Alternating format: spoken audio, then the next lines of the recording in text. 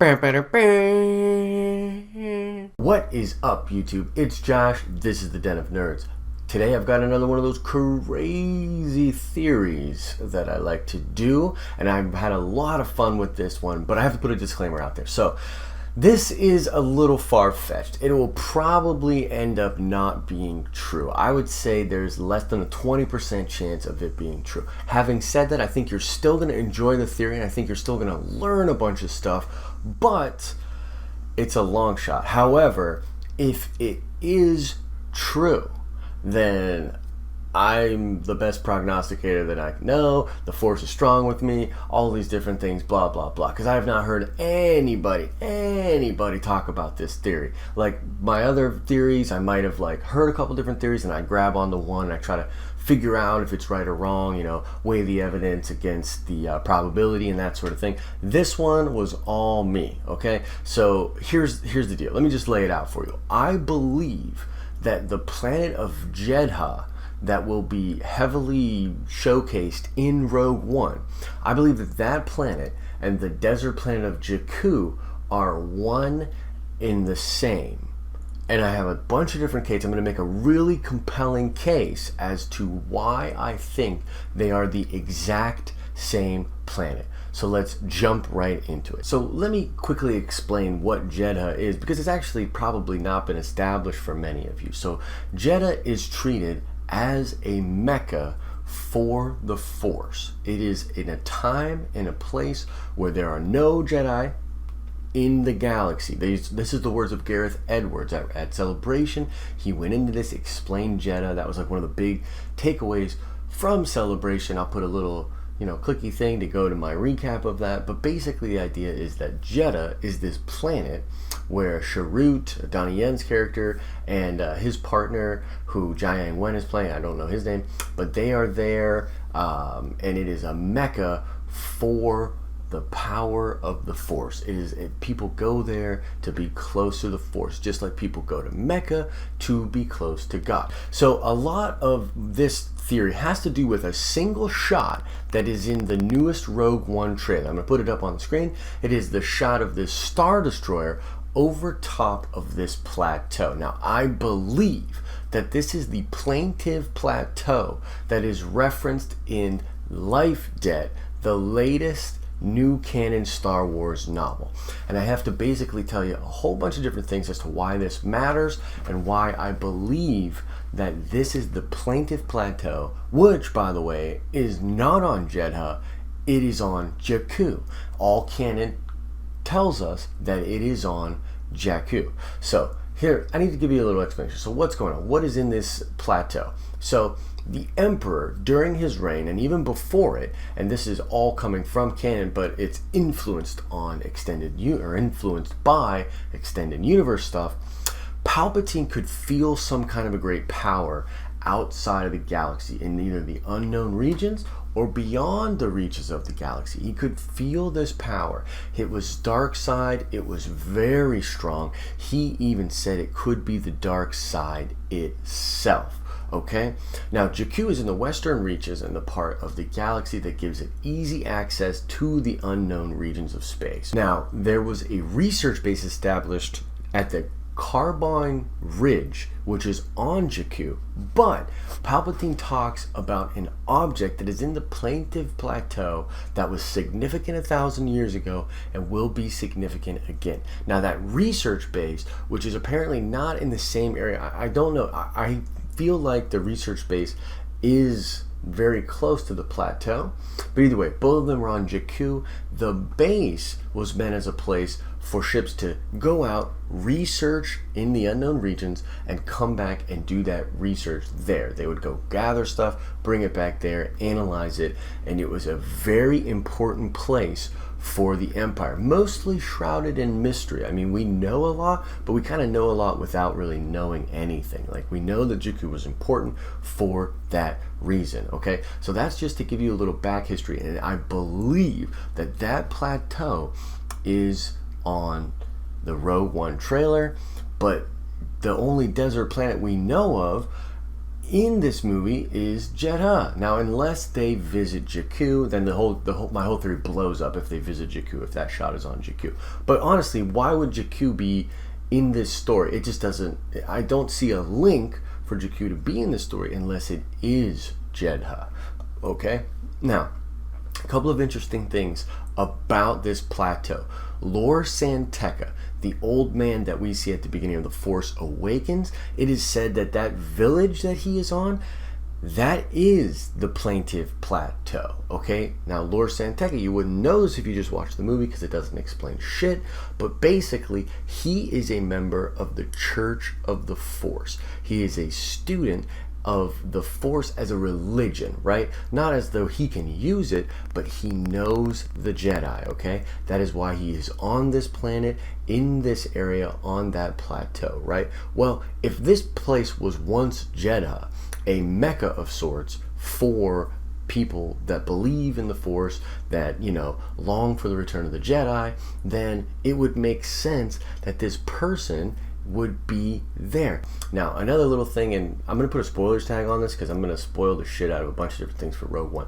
But Donnie Yen literally let it slip in conversation that there are also Kyborn crystals on Jedha. The weapons that are used to make lightsabers, they're being mined on Jedha, maybe by, you know, the Empire to power a certain round-shaped super weapon. I mean, come on.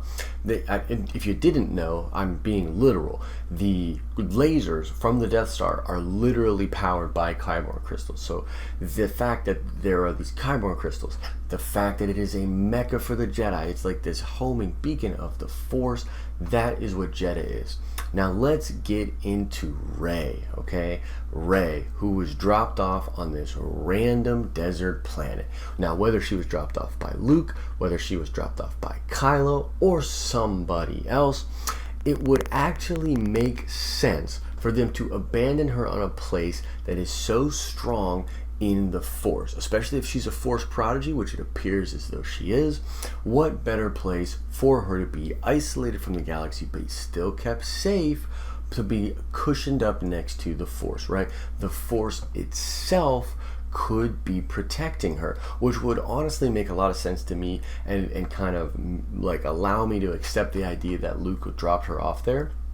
If he knows what it is, if he knows that this is actually Jedha, and now known as Jakku, and that the Force is so strong here, and she'll be in touch with that, that would be a good thing. So that's another little clue. Now, again, I want to talk about The Force Awakens. I want to talk about Finn, right? Finn, who obviously has some affinity for the Force. And if you don't believe me, just watch the sequence on Takodana in The Force Awakens. He hears the crying out of the people on the planets in the Hovnian system that are being destroyed before we see it as an audience member.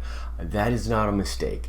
He has Force capabilities. Not to mention, when Kylo is told that one of the soldiers defected, he knows immediately which one it is. But one of the big problems with the movie from a character perspective is, like, why did he decide to change right then and there? He's been a stormtrooper for a long time. By the way, he's top of his class, very, very talented. Why does he come into battle and have this sort of reaction? See all the things, take this step back perspective and decide not to fight anymore. Well, if the Force is like God, right, and he's at this place that is just endowed with the Holy Spirit, then of course you could describe what he's having as a religious experience. So the fact that Finn goes to this planet and then is Force sensitive, feels this connection, makes this change in character, this is just one more thing that I think could hint to the fact that this desert planet, Jakku,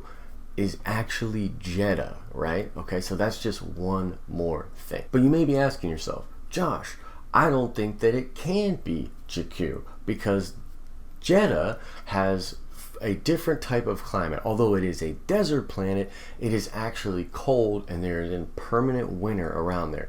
First of all, I'd say you're a keen observer of these sort of things, and touche to you. But I'd also have to say that if you look at these trailers, it's heavily suggested that the Death Star fires its weapons onto Jedha at some point in the movie. We get that eclipse type shot. We get the shot where it's coming into the planet seemingly upside down. By the way, you can't be upside down in space.